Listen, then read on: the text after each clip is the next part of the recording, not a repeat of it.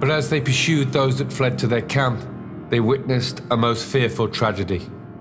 The women, standing in black clothes on their wagons, slew all that fled. Some their husbands, some their brethren, others their fathers. Plutarch on the Cimbri.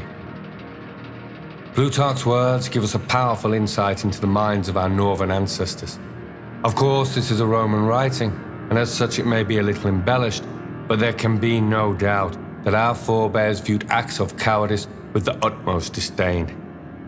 Tacitus, in his book Germania, on the origin and situation of the Germans, re-emphasizes this harsh perspective. To give ground provided that you return to the attack is considered good tactics rather than cowardice. They bring back the bodies of the fallen, even when a battle hangs in the balance. To throw away one's shield is the supreme disgrace, and the man who has thus dishonored himself is disbarred from attendance at sacrifice or assembly. Many such survivors from the battlefield have ended their shame by hanging themselves. Tacitus. The notion that dropping one's shield was an act of the utmost cowardice is also shared by the great Greek warrior tribe, the Spartans. The phrase, "on your shield or with it," is often said to be the last words a Spartan man would hear from his beloved wife before he set off for battle. The phrase essentially boils down to victory or death, leaving no room for live to fight another day.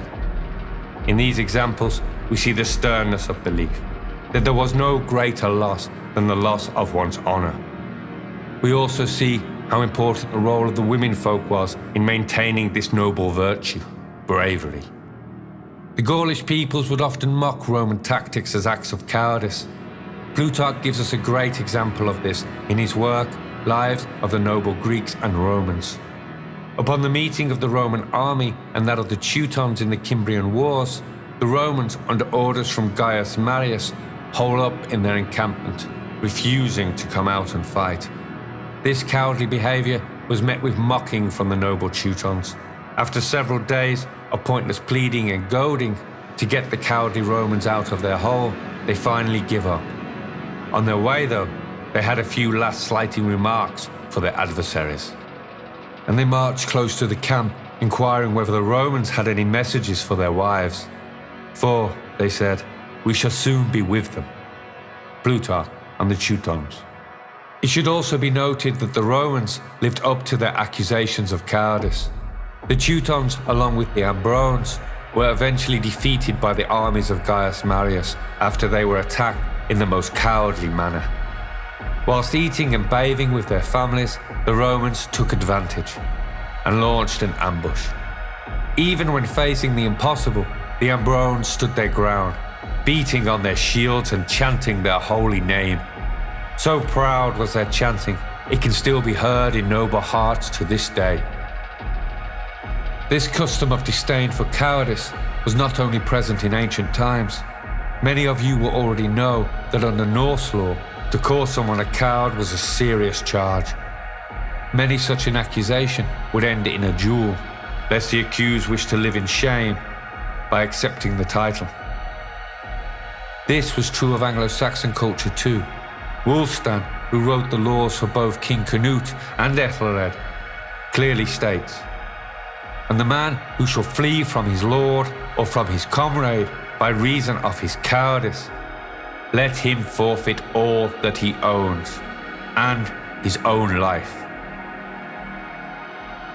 From this, it is clear that anyone guilty of cowardice was rendered practically dead to the society, or worse still, relinquished of their life by it.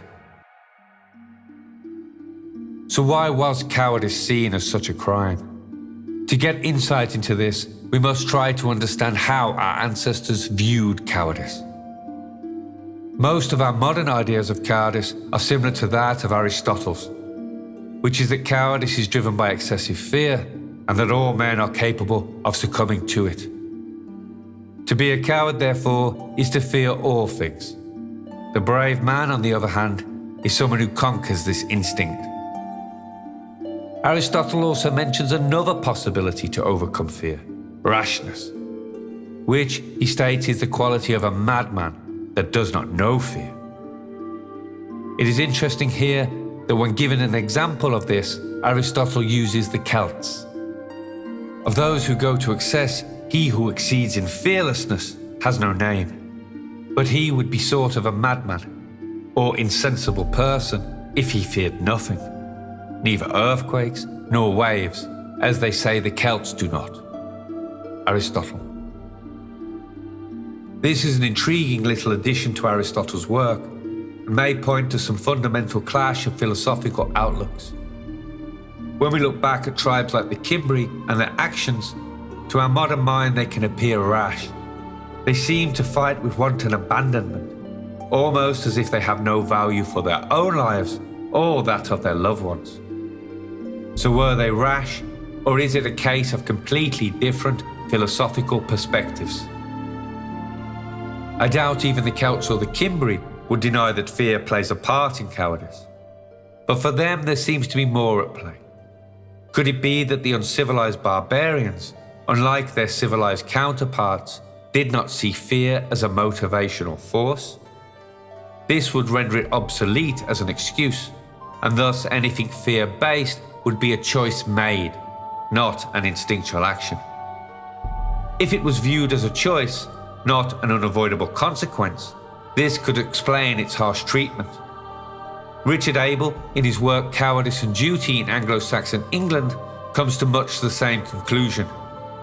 That cowardice was essentially a choice, or at least viewed that way in Anglo-Saxon times.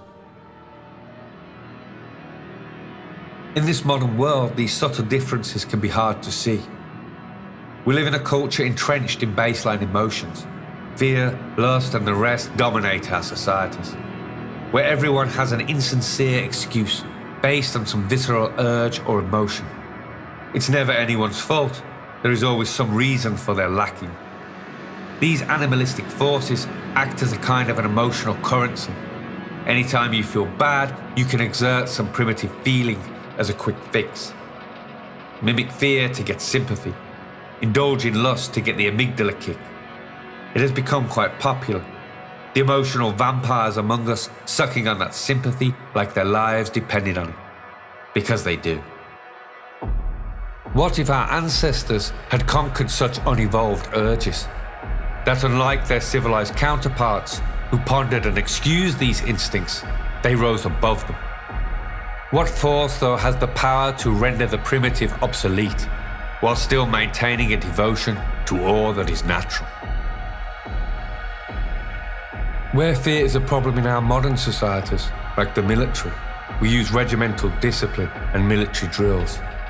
This serves the man by replacing emotional responses with habits developed in training. Now, from all the texts I have read on our ancient forebears, military discipline was not one of their qualities. They, as Aristotle suggested, often appear rash, almost overly emotional. They did not keep fear at bay by remembering drills. Something else drove them. Some higher arc or higher principle. There is only one force I know of that can reduce fear to a choice and still hold nature in reverence, and that is love. To my mind, our ancestors, far from being uncivilized, were in fact truly enlightened. To give in to fear was to forsake your love for your family and folk. It was to hold a primitive urge above all you hold dear. It was to reduce life itself to a desperate struggle of the primitive mind, instead of lifting it up to the most sacred of all the gifts of the gods and goddesses. Their rash appearance was not due to madness, but an expression of their reverence for life. The Cimbri may have died on that battlefield many years ago, but in that moment they truly lived. A modern man could live 100 lifetimes and never know such freedom. Never knowing the true value of the breeze upon his face or the precious smile of a loved one. The civilized mind, the slave mind, recoils in fear at such a sight. Unable to process it, it declares it madness, because he who has never lived can never know life's meaning. They spend all their time avoiding it and reasoning their way out of it. These societies produce thinkers.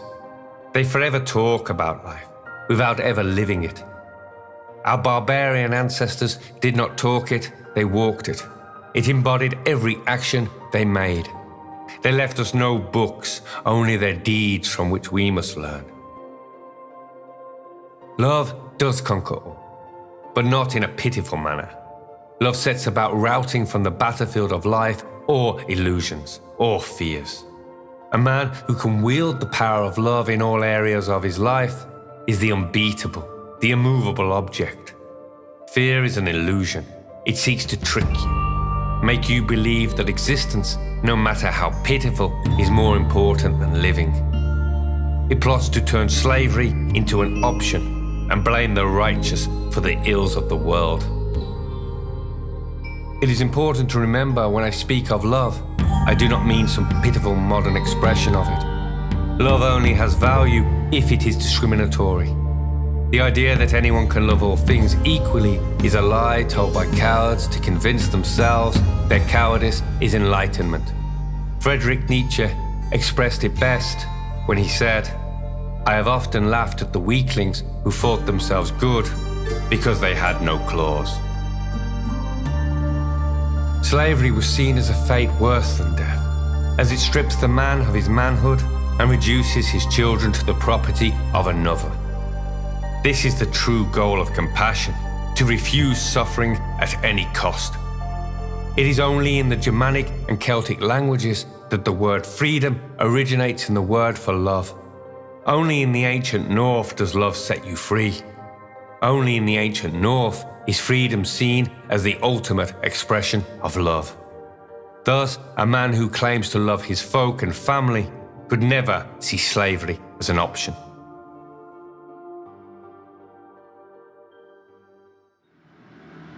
As much as the images conjured by his words disturb me, to emphasize this point, I will add the second part of the Plutarch quote I mentioned at the beginning of this piece.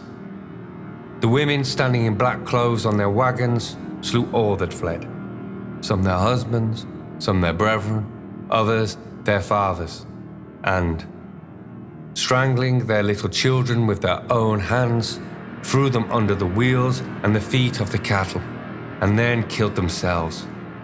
They tell of one who hung herself from the end of the pole of a wagon, with her children tied dangling at her heels. They may have appeared rash to the civilized, but they knew the true beauty of life, to love without excuses. Through their enlightened minds, they pinned all their hopes and dreams to love's banner, refusing to accept anything that would debase them, anything that would reduce their value. This is why they never succumb to the temptation of ignoble tactics or alien notions of civilization.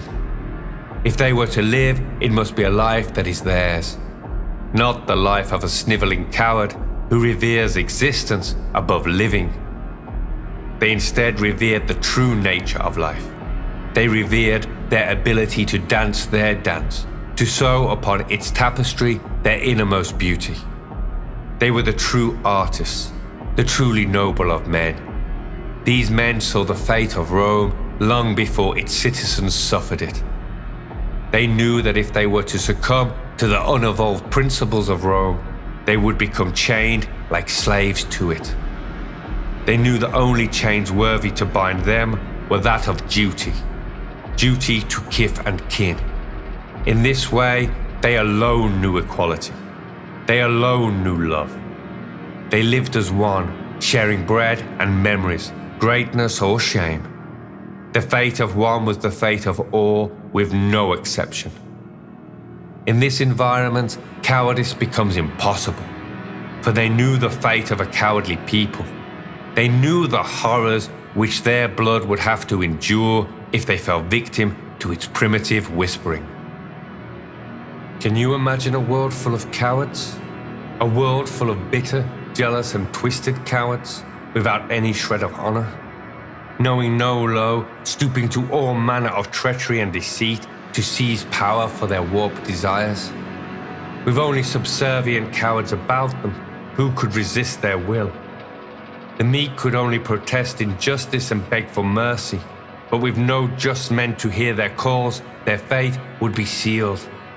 A world full of ruthless and pitiful cowards would become hell on earth. No man nor beast would be outside of its grip. All things would fall into decay and disgrace. In a world such as this, there would be no comfort, no escape. Only hellish screams in the pitch of night. Terror would grip all. Existence would become a hopeless plight. For all its reasoning, it would become a world of torture and suffering with no end in sight. This is why our ancestors abhorred cowardice. This is why they refused to take up tactics and laws unfitting of their noble nature. This is why the Cimbri chose noble death. This is why Boudica screamed no more. Now take a look around you and tell me that they were rash, that they were naive, and that they did not know the true value of life. I wonder, is their dream of love dead? The time our ancestors feared most for their children is upon us. A world full of torture and suffering, compounded by cowardice, a world full of slaves. Their names in ruin and their beloved children at the mercy of the sick and twisted. All they endured to avoid this, yet it is so. I often wonder if sacred thunderstorms embody their sorrow. Heavens open and their tears flood. Lightning cracks as a sign of their fury. How long will we suffer this? How long will we reduce our love to excuses for our cowardice? The question is, are we worthy of our ancestors' names? Are we able to pick up their ancient shields and beat them in rhythm once again? Can we muster the courage to lift our voices and make the earth tremble to the chorus of our ancient names? Do we have the courage of heart to put an end to this suffering one way or another? Or have we forgotten how to live and love in a manner befitting of our noble blood? Will we be the cowards that choose to value our fears more than all that we love and consign our descendants to a world without hope? The choice is yours.